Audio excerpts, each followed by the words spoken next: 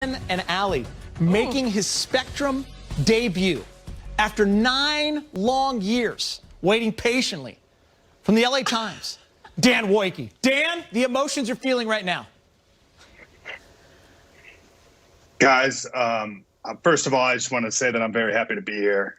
There's been so many teammates along the way that I need to thank first. And I also want to say that, I'm just blessed. I'm just blessed. Hashtag blessed. Hashtag blessed. What an opening for Dan Wojcicki. Good stuff, Dan. We're excited to have you on the show, and let's get right to it. Dan will be covering the Lakers with the LA Times this year. The Lakers played the Suns on Wednesday, but they got in one last practice before their first road trip of the season. LeBron and Anthony Davis did not play in the first 2 preseason games, but will they be available in Phoenix? Head coach Frank Vogel gave a status update before the team took flight. The only guy injury-wise that will be out for tomorrow's game, I should say doubtful, is Caruso is still doubtful, still has some soreness in his hip flexor, so he'll be listed as doubtful. I do plan on playing AD and LeBron some first half minutes, but just to kind of get their feet wet, and we meet with the medical staff. They have a sort of a build-up plan of what is best. The coaching staff meets and feels out how much work they need to get integrated with new teammates and whatnot, and feedback from the players themselves. How do you feel like you want to manage these 4 preseason games to allow yourself to be ready for opening night? And you factor in all of those conversations and opinions, and you land in a spot that's comfortable for everyone. I just want to continue to, if it's tomorrow, in Phoenix, if it's Friday, I want to just continue what the ball club has been doing. I mean, they've been sharing the ball, moving the ball, playing at a really good pace, and trying to defend and rebound. And, we just want to, pick up back where we left off in the bubble, but also enhance that with the new guys. I mean, I'm going to do the same thing. Whatever it takes for our ball club to win, I'm going to bring my game. You guys know what my game provides for this ball club. And, I'm going to produce that every night. You took a lot of pride last year in being able to lead the league in assists at age 35 and taking on a new role, playing point guard for that team. Obviously, a different year, different roster. Do you have a sense yet of whether you should take on that same amount of playmaking with this team this year, and what are kind of your thoughts on that moving through a year when you had such a limited offseason? Yeah, every year causes for whatever that challenge presents itself, Bill. So if it presents for me to be the primary ball handler and also try to lead the league in assists, or just make sure I am being the forefront of getting guys involved, then I can take that responsibility, as we've seen last year. If it does not happen, if our team don't need it this year, then that's absolutely fine as well. We can, as you've seen through the first 2 preseason games, being able to facilitate through Mark, at that high post area is going to give us another playmaker. Dennis is going to give us another playmaker. So, it doesn't matter, for me. Whatever, the team needs for me to do this year. Last year calls for me to be the primary ball handler, to make sure I get guys involved, to make sure I keep the ball moving and things of that nature, and it worked well for us. But every year is his own challenge. So LeBron and AD expected to play. I can't imagine it's going to be a lot of minutes, but still exciting for all of us and the fans to kind of see them with the new additions, Allie. Yeah, and I think at the end of the day, I'm not really looking forward to so much them and the other additions as much as I am just looking forward to seeing how they look respectively in their own right. I think one of the things that jumped out to me a couple weeks ago when LeBron joined us on Road Tripping was that he'd only picked up a basketball twice and training camp was starting a week and a half ago. And so how does he feel? How does Anthony Davis feel? What do they look like getting their feet wet? How's their wind? What does their shot look like? How do they approach their minutes? Because I think the one thing we've all come to learn is that the organization is going to be very patient. As Derek Fisher said, and I will continue to preach as well, championships are not won in the preseason. So it's all about that process and building up. Dan, jump in. What are your expectations for AD and LeBron, not just this week in Phoenix, but early on in the season? First, I just want to message that LeBron's beard looked like it was like a sausage, like spilling out of a casing in that face mask. It was awesome. I just watched it the whole time. It was so thick. It was incredible and luscious. No, I think you guys both make great points that it's going to be a slower build. I mean, LeBron is a guy who obviously such a worker, right? And he had his routine severely disrupted this offseason. He had his routine severely disrupted before the bubble too. I think that gives me some confidence, right, in his adaptability, especially this late in his career. He showed that he's willing to kind of roll with whatever's in front of him. And I think I asked Anthony Davis this earlier, and I was going to say in the bubble earlier in the preseason. I asked him about, not being able to play pickup. And he's like, that's not really my thing anyways, So he was doing these one-on-one workouts and stuff like that. So I think it's a slow build here. They've had a week worth of practice. I think they're pros. I think, December 22nd, I think they'll both be ready. I'm gonna agree with Frank when he says that.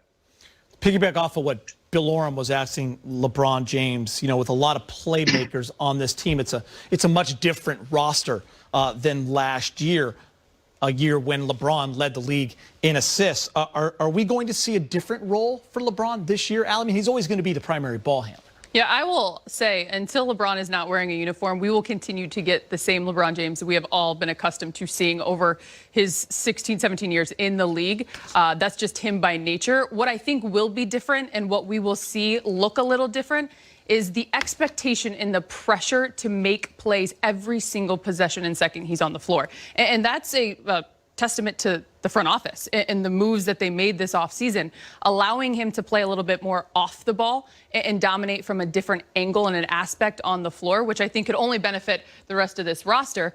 And so if there's any way to make him look or seem different in that triple threat dominant force, it would just be maybe in terms of how he operates with the basketball in his hands and without. Yeah, Dan, I think back to last year when the playoffs started, everyone in the NBA, who's the other ball handler, who's the other playmaker besides LeBron, and then playoff Rondo decided to show up and no one asked that question again. This year, they're not going to be asking that question because there's plenty of them. Yeah, let's hope there's, regular season and postseason Schroeder. I think Taylor Horton-Tucker can help. LeBron today mentioned Marc Gasol as a guy who I think can carry some of that playmaking duty. It really is, mostly just semantics, right? Like LeBron does what he does, whether it's 10 assists to lead the league or 7 or 8. Like he's always a playmaker. He's always making plays for other people. He's one of the best passers in the NBA. He was one of the best passers in the NBA 15 years ago. He's still one of the best passers in the NBA. And I think putting a label on that doesn't really change much. I think, if anything, their offseason moves just showed that they wanted to find other guys who could create, other guys who could score. And I think part of it was that they knew this was just going to be a bizarre season. There are just going to be nights where, because of maybe contact tracing or some other things that you're just going to need a guy to step up. And I think that's what Rob Pelinka went and did. And I don't think it'll really change LeBron's role that much because best player in the world is sort of his role. You don't really have to put a label on it other than that. Yeah, LeBron's going to lead the team in assists. I don't think anybody would bet against that. Who we haven't talked a lot about is Anthony Davis, outside of signing that 5-year contract. We've seen what he can do when he rests his body. We saw it during the season. Did he have enough time, Allie?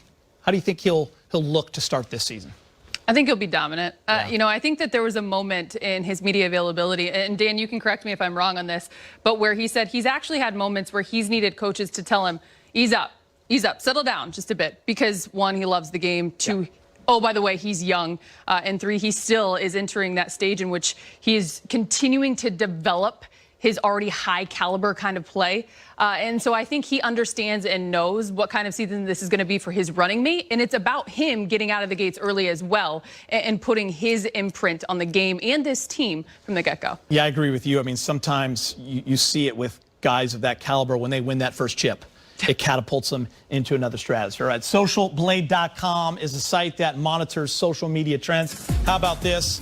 Laker fans take pride in this. Taylor Horton-Tucker has over 280,000 followers on Instagram. In the past month, his follower count has increased by close to 79,000. His teammate, LeBron James, likes what he has seen from THT, and he's known it for a while.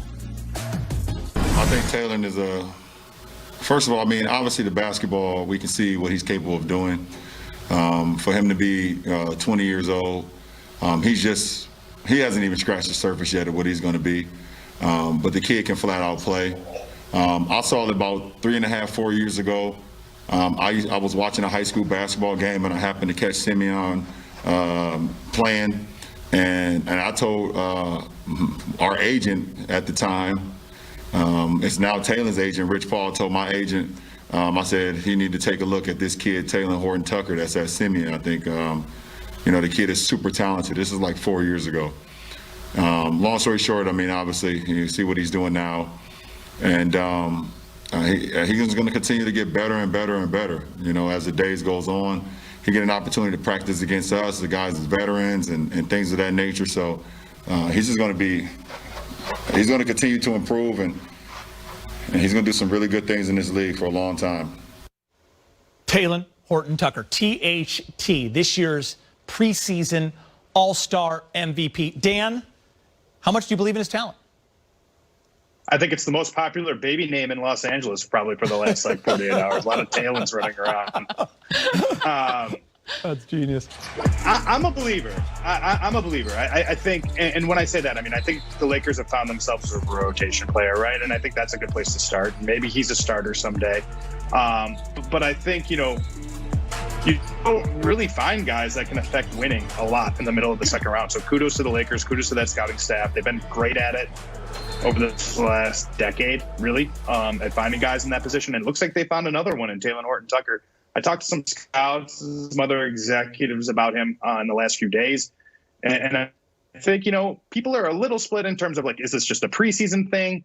Obviously, I don't think anybody expects him to shoot above and scoring, 33 points. But I think we saw, and you saw it in that highlight package, a player who understands how to use his body, a player with tremendous agility and a lot of skill and growing confidence. And like, seriously, like, this dude's 20 years old. Dieter, you have suits older than that, for sure. And it's really incredible. Allie, you've known maybe not for 4 years like LeBron, but when did you start to realize you might have some talent? Dan, you just mentioned scouts and executives. I have a personal scout of my own, I guess, if you will. My husband, Jason Kelso, was a former coach at the University of Toledo, and they were one of, if not maybe, one of his first Taylor's Division I offers. And they offered him as a sophomore out of Simeon. And I asked my husband today when Braun mentioned the fact that he saw him play back then, and I just said, Jason, what was it you guys were seeing in him at such a young age, a sophomore in high school? And the skill set is there, the size. A lot of people talked about his wingspan, but the one thing that Jason and Coach Kowalczyk talked about was his IQ and the way in which he was able to distribute the basketball. And I think that's been one of the things that has stood out so glaring in such a positive way early on in the preseason is the composure and poise that he plays the game with, having had not a lot of experience in the G League, but not on the NBA level in particular. And the game just seems so slow for him.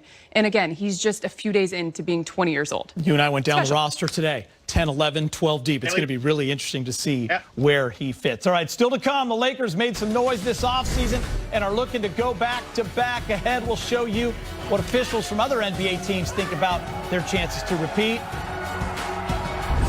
Plus, LeBron James and Giannis are both locked in on contract extensions.